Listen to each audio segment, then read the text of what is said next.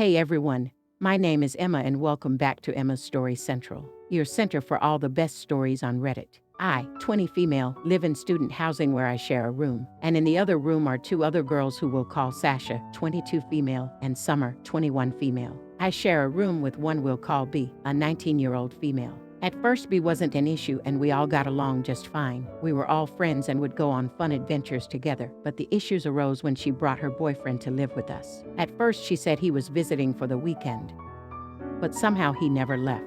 He'd leave for work and come right back, and she expected us to sneak him into student housing after hours for her because Sasha and I had cars we could hide him in and drive him past security. This made us extremely uncomfortable because if we got caught we could get academic probation and whatnot, but the kicker was that she seemed to be aware of all the housing rules and regulations around what she was doing. Later on, she started a cat sitting for her boyfriend as well. Or so that's what we thought. The cat would go to the boyfriend's house from time to time, but for the most part she kept it at the dorm.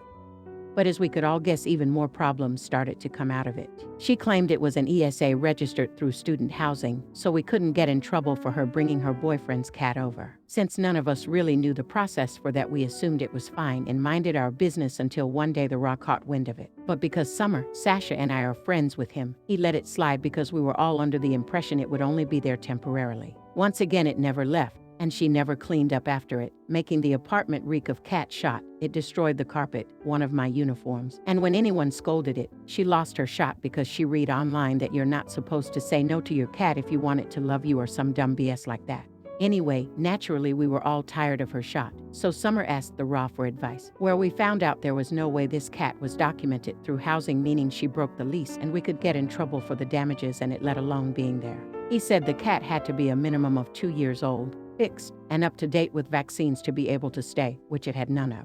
We confront her kindly, and she turns it into a soap opera scene with screaming and crying, which has been a pattern throughout all of this. She left messes everywhere, and when we asked her to tidy up after herself and respect others' common room items, she took personal offense to it. Etc. Our last straw was when she brought an ant infestation into the dorm because she left basically all of her pantry items open. When we called her to let her know we were tossing it all, she got mad and said she'd be over in a few, which to her I guess a few means 3 hours when she was literally 20 minutes away at her parents' house. We had a few friends come up and keep us company while we cleaned, and when she got there it was immediate crying and yelling about how we only blamed her because she's the youngest. Quite frankly, we were all sick of her and sick of the fact that she was downright unapproachable, so we set up a mediation with our Raw, which got changed to the community director due to the bias we had by being friends with the Raw. Well, that didn't do justice because she went and had her own meeting where she told a whole sob story and said that we tried to poison her with the raid and that the Raw gave her permission to have the cat, which he didn't, in an attempt to get him in trouble. So, collectively we all decided on petty revenge after she moved back with her parents. We had my mom send a text on Facebook as a concerned parent to both of her strict parents of everything she did wrong and asked them to consider having a talk with her so she could see how dangerous it is to have a strange man living with a bunch of girls far from home with nowhere else to go for safety in the event that he tried to do something.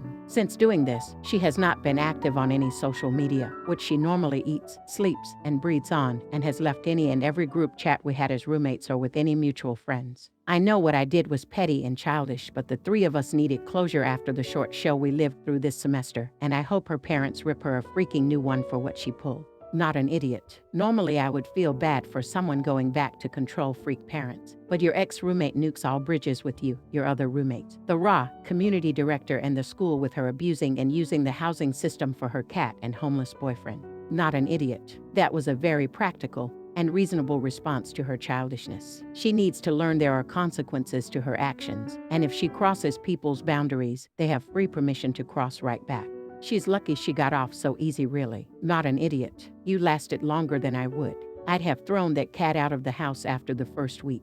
Rules are rules. They are there for a reason. I've met people like her, always the victim, who doesn't see where she needs to follow the rules. Now for the next story. So, right before I quit my job because I was so tired of the people, I had a few rude customers. It was actually the reason I quit, and if I knew it was going to make me quit, I would have responded very differently. Anyways, where I worked, we have maybe 20 employees total, and the closing shift was given about 4 employees. I was the main cashier, taking on the line full force. There were 3 other employees, a manager and 2 stalkers. One of the stalkers was my backup.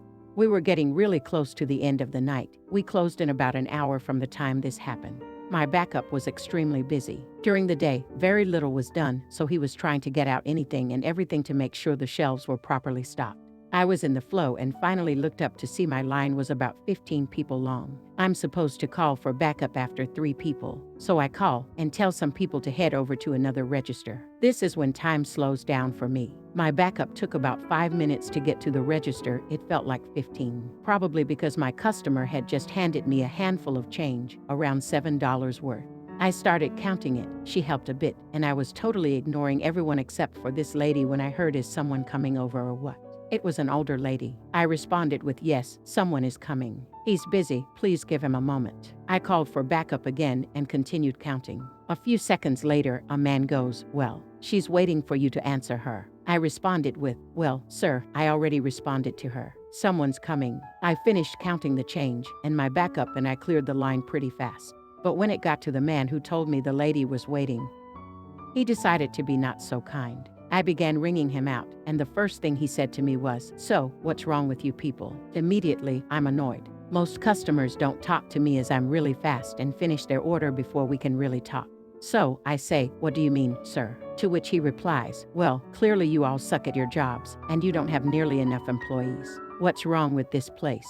When are you going to get your act together?" I replied with, "I'm sorry, sir, I don't know what you're trying to say. It's late, and we're extremely busy." My backup was clearly very busy and couldn't get up here immediately. "Here's your receipt. Have a wonderful evening." And I smiled at him. If I knew it was my last day, I would have told him that if he felt that way, he could take his sorry ass out of the store and never shop with us again. Not an idiot. I was working one day, and the other cashier had gone to lunch. It was the weekend, so no managers were working. I got a bit of a line but was going as fast as I could. One man asked if I could open another register. I said, well, I could, but I can still only run one at a time. Surprisingly, he shut up. Not an idiot. Whenever I'm in line and hear people complain about things like this, I make a point to loudly point out that it's not the worker's fault that the line is long or that they're understaffed.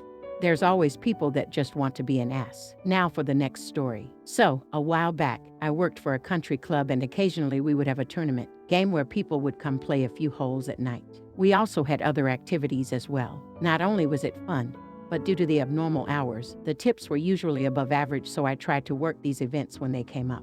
Another plus side was if you worked this party, you automatically got to come in later and were not scheduled for the morning shift. This time when the tournament party rolls around, we have some renovations going on. Due to this party being outside, we have to carry the things we need outside. However, no one thought of this and the double bay doors we normally use were no longer available. They put pallets of concrete and old tile in front of them. Was not a fire escape door, so no biggie, I guess. Due to this, now we had to carry whatever we needed down the hall, use the elevator, and then go down a makeshift ramp that led to the basement so we could go out the golf cart bay doors. This not only disrupted the kitchen staff, but also disrupted the cart jockeys. If we were almost at the end of the tunnel leading outside, a cart jockey was trying to bring in a cart. He had to wait and vice versa for us, and the same thing went when we used the kitchen elevator and walkway. We started getting ready for the party around 6. We would take the needed items over to the shelter and store them there until it was closer to start time. It took a lot of time due to the complexity of carrying, rolling huge tables around the entire country club, especially the elevator. Some of our tables were so big we had to shove the light fixtures up a little bit to get them to fit. Around 9 we were getting the last of the supplies when my co-worker Steve had the bright idea. "Hey, it's been dark for about 45 minutes. Let's go out the front door, and since it is on the same level as our storage, we have no elevator or small hallways to worry about." Well, we take one load out, load it in the cart, take the second load out, load it in the cart, no problem. Right as we were loading the third and final load, our banquet planning captain came rushing over. "No, that door is for members only. You cannot use it to load that stuff." Sorry, we figured that since no one had been golfing in the past hour, it was fine. Well, it is not okay, and if I see anyone use this door for anything else, you will face disciplinary actions. You cannot use this door unless you are a member. Well, shit. We both proceeded to take the rest of the load out the more difficult way, and then carry it all the way around back to where our cart was waiting with the other 2 loads. We drive off to the event and start getting set up as it will begin soon. What we discovered later on is that no one told the last cart jockey that none of us had a key to 1 unlock the door or 2 to lock it when we leave. So naturally we tried all the usual doors we could enter, even the one from the break room for smokers to use. Nada. Steven says, "Hold on, I'll be back," runs to the front, and lo and behold, one of the doors to the front was unlocked. Too bad it is for members only and none of us are members. The 5 of us decide it's worth the extra time to be petty, so Stephen calls the banquet coordinator, our boss, and lets her know. After much discussion, she realizes we can't leave it at the shelter as it will most likely ruin our chairs and some of the wooden tables as well as the decorations we have, and she has to come in. By the time that we are finished, it is almost 4:30. It was a lot faster with no kitchen personnel or cart jockeys, but still took a while, especially with the added time it took her to get there. Well, guess who showed up at 4:30? Our general manager. He used the front door that we found was unlocked. He saw our boss and asked why she was here so early, to which she replied we were locked out so she had to come let us in.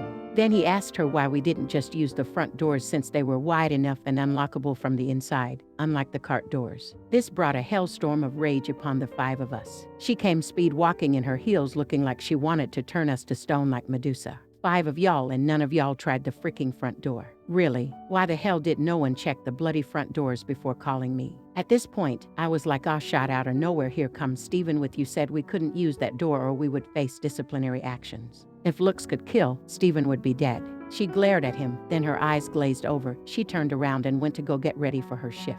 There was never another word about it, but we all laughed about it for a few weeks. By the next time we had an event outside, the construction, restorations were complete, so we just used our normal doors to go out. Not an idiot. I'm reminded of my professor who showed the class a photo she'd taken of a sign at a resort that read members and non-members only. Given she taught discrete mathematics, she got a chuckle out of that.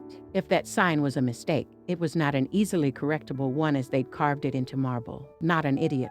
Funny story, but just so the building rules don't seem insane. Even the most careful people moving things in and out bang up an entrance. So it is common for there to be a rule against using the public entrances for moving even when no one is around. Thank you for watching, and if you enjoyed it, don't forget to like and subscribe.